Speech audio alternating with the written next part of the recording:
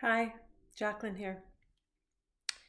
I am finally ready, if you can call it that, to talk about Kundalini Yoga as taught by Yogi Bhajan.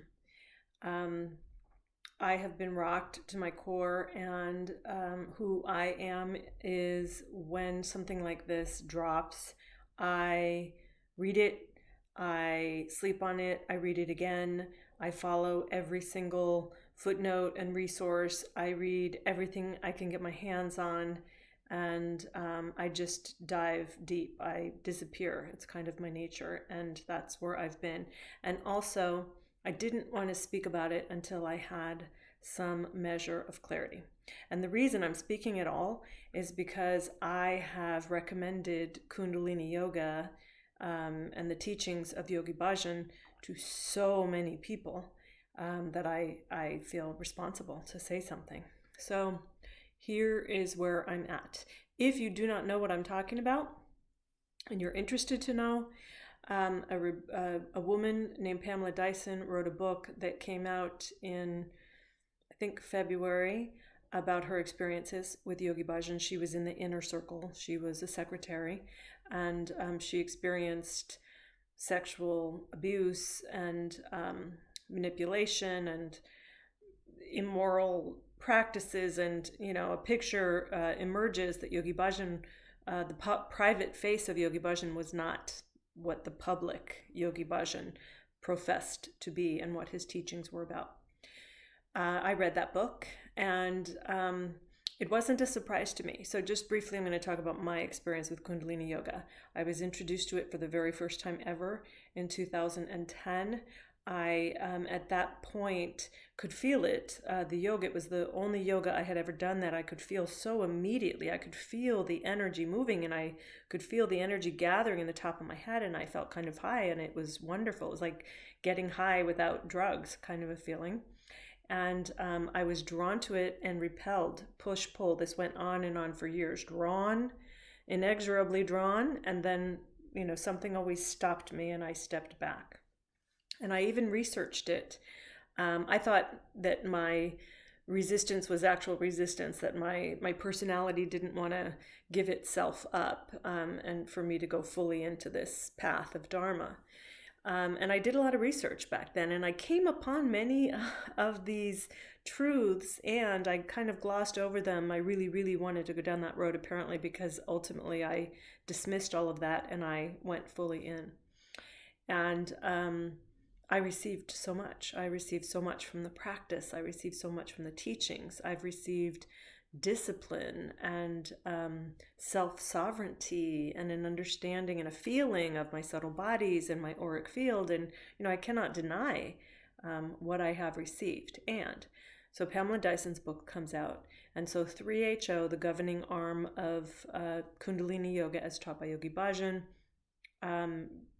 enacts an investigation with an outside neutral company that investigates wrongdoing among religious leaders, and they do a whole investigation, and many, many, many people come forward, and the story gets repeated over and over. Becomes very clear that Yogi Bhajan was a bad guy. He abused women. He abused women, like, kind of horrifically, at the same time teaching that women were to be exalted. He, taught purity and goodness and submission to God, while he was like controlling and essentially robbing and involved with fraud and all kinds of really nasty things. So I was with that for a while, of like, how can someone who, his teachings, there is so much truth and light in them, how could he have also been this other horrible, dark man? Then I read Philip Desleep's doctoral dissertation. And ironically, I came upon that doctoral dissertation years ago, and I began reading it, and then I dismissed it thinking, this is an academician. This is not someone who understands. This isn't a spiritual man. He doesn't understand downloads. He doesn't understand communion with God. not interested in what he has to say. So I went back and I read the thing in its entirety, including all of his footnotes, followed through all the footnotes and the bibliography. I mean, I've gone in. And this academic dissertation has to be proven, right? It's published. He had to prove it. And if you read it, you can tell he's a true researcher with no axe to grind. He just had a curiosity. And what becomes absolutely evident is that Yogi Bhajan was a con man who came to the United States. He had to. He was kicked out of India. I have not been able to find out why he was kicked out of India.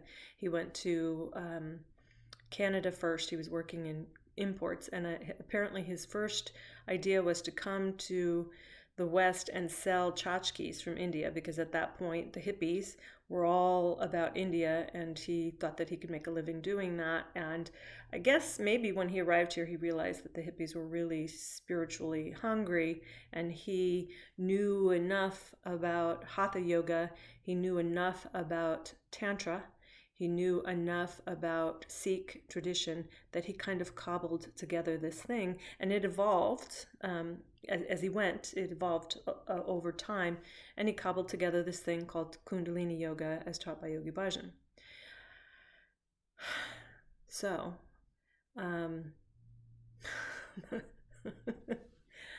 okay.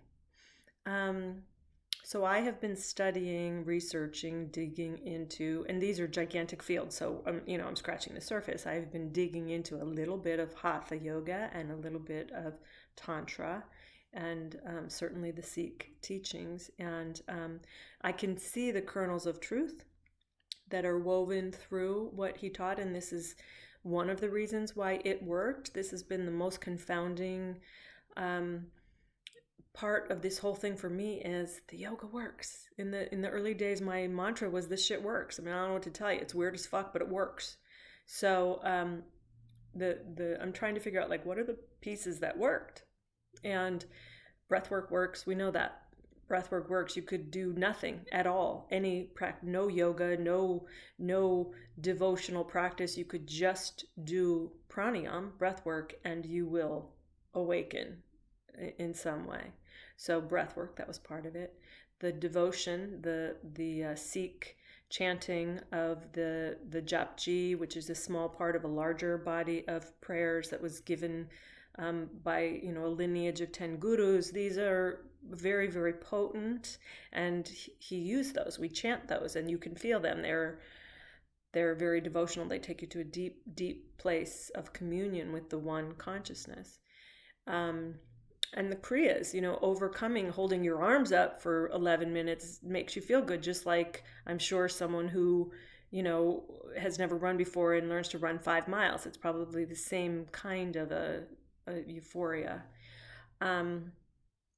So the elements were all in place, and I'm sure he studied mind control, because he was a master of mind control.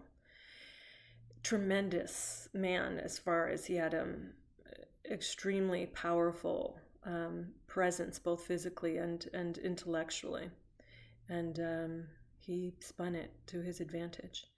So where I am now, I'm really tiptoeing very carefully through my daily practice. Obviously, I haven't done Kundalini Yoga as taught by Yogi Bhajan since. However, I have my little things that I do, and my chants. Thank God, most of my beloved chants are all from Japji, so they're clean. They are thousands of years old, and they're pure from that lineage. I can track that lineage. They aren't made up by a guy in the last 50 years, and I can still interact with them, and still doing the breath work, the pranayama. That is part of what I do, and movement of my body. I've just gone back to my flow practice of yoga, which I did forever. So coincidentally, I am also in the middle of Kundalini Yoga as taught by Yogi Bhajan teacher training. Actually, not the middle, I'm at the very end. I'm finishing in 3 weeks. So I'm going to finish the training. It's been a ton of work, and I'm just about done with all the work. And I do want to have that certification that I am certified to teach yoga in case I do decide, and I may teach it. I'm certainly not going to teach Kundalini Yoga as taught by Yogi Bhajan. However, I can very easily teach people the pranayam and the asanas where there's crossover to other forms of yoga and the meditations. And it's certainly an unbelievable time to be in yoga teacher training. And what I'm seeing, the part that I have so much grief around is the community. This community is a beautiful, beautiful community filled with beautiful souls who are seekers. You know, what we all have in common is we are seekers. We want to know, you know, we want to know God. We want to stand and bow to the face of God. So there are two groups now that have formed very quickly. Those who are able to hold what is obviously the truth. If you read everything, the picture is very clear. There's no doubt there. There's just too many people that have come forward with the same stories. A pattern emerges, and then with the Philip Desleep's dissertation, he tracks Yogi Bhajan from the minute he arrived in the United States with evidence. It's evidence-based academic paper tracking how the whole thing rolled out. So it's pretty clear. So the ones who have been able to hold that and are working their way through that understanding, and then the ones who say all of it is false and fake and are doubling and tripling down on, we're going to teach Kundalini Yoga as taught by Yogi Bhajan. And that's heartbreaking because it's definitely, the community is disintegrating in a sense, and that's hard to watch. And it's also hard to watch people that I looked up to and held dear and loved, kind of torn apart. So I apologize to all those I turned on to it. It was in good faith.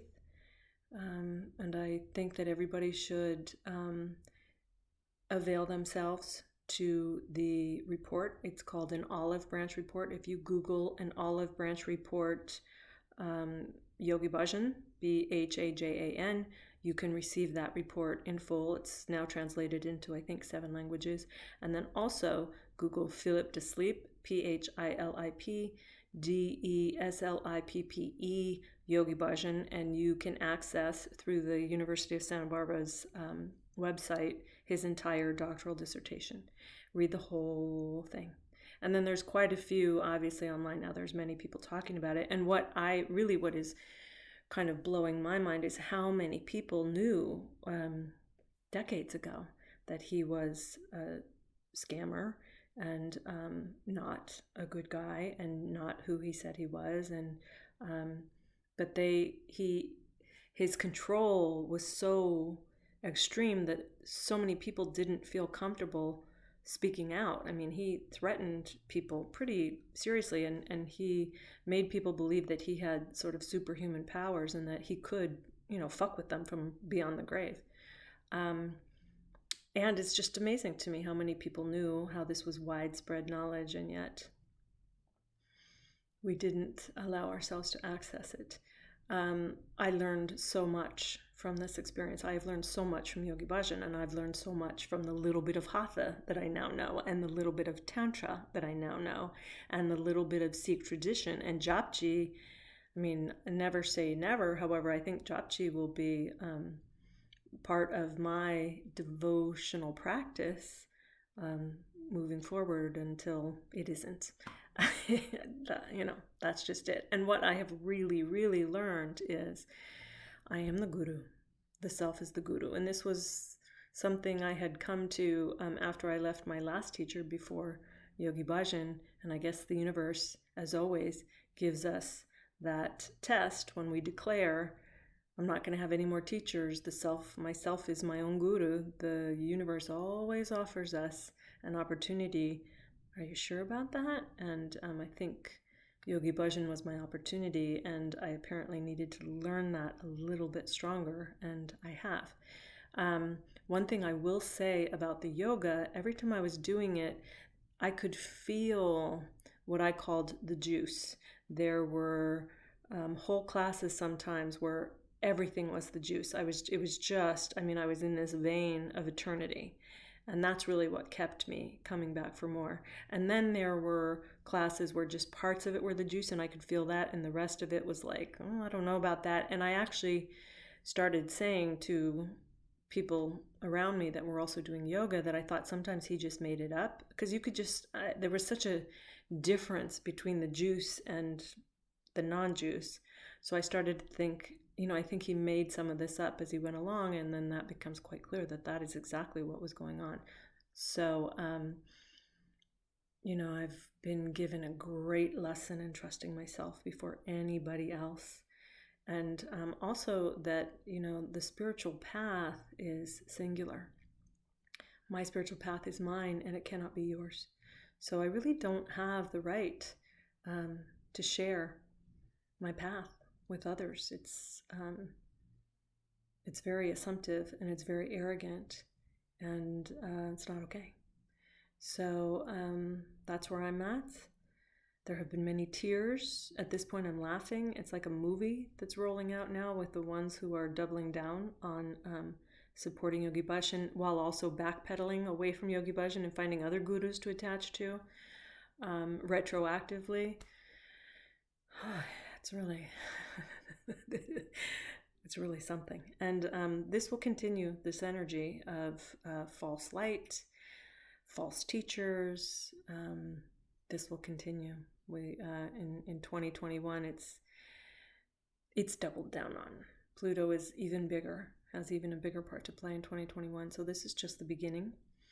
So strap in, find your practices that give you stability and groundedness. And one thing I will say for the ones who are still practicing the Kundalini, this is what I'll say. I'm learning from Tantra that pulling the energy up, you can pull this energy, this Kundalini energy, this coiled energy that lies dormant at the base of the spine. These practices do pull it up to the crown. Once it arrives in the crown and you connect with all that is, this is what we're all after. That's the juice. It's like ecstatic. Once that happens, it's meant to be gathered in and pushed back down. We are not meant to live out of our bodies in ecstatic communion with oneness. We are meant to take that ecstatic communion with oneness and ground it down here through the body into the 3D. We are the conduits that brings the infinite into the finite.